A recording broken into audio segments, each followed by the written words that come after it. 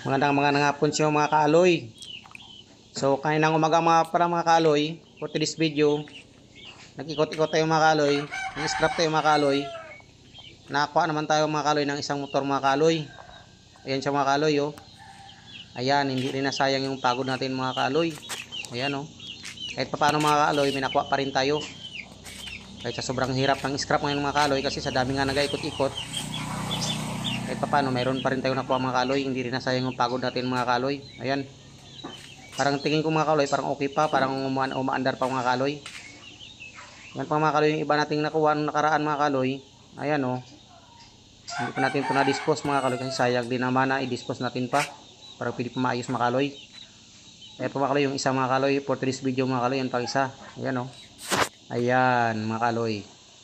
Ayan oh.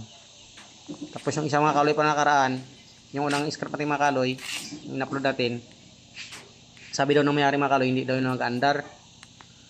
Kaya pinuntahan ko si Bayaw mga kaaloy, in-try ko patingnan, pinuntahan rin ni Bayaw dito mga kaaloy. Ang problema lang mga kaaloy, pag ayos niya, hindi natin nabidyohan mga kaaloy. Kasi akala ko nga, hindi siya mag-andar mga kaaloy. Kaya yung try ko kay paayos kay Bayaw mga kaaloy, so gumanda mga kaaloy. Pinalitan natin mga kaaloy ng spark plug at saka CDI mga kaaloy at saka starting coil mga kaaloy. Yan mga kaaloy, binago natin lahat mga kaaloy para gumana siya mga kaaloy. Ayan oh, bago yung starting coil mga kaaloy, bagong bili.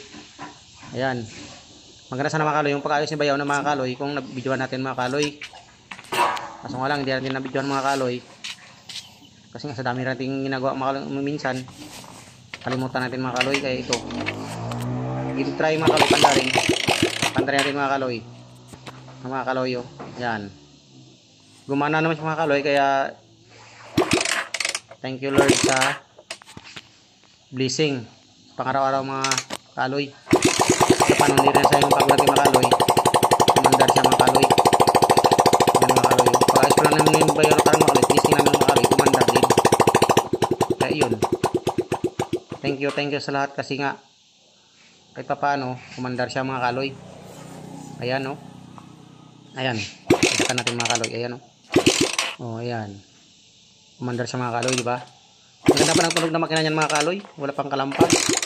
Problema lang yan, maingay kasi nga walang tambusyon mga kaaloy.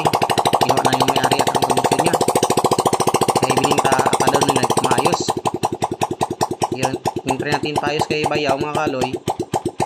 Yun, gumana, kumandar siya mga kaaloy.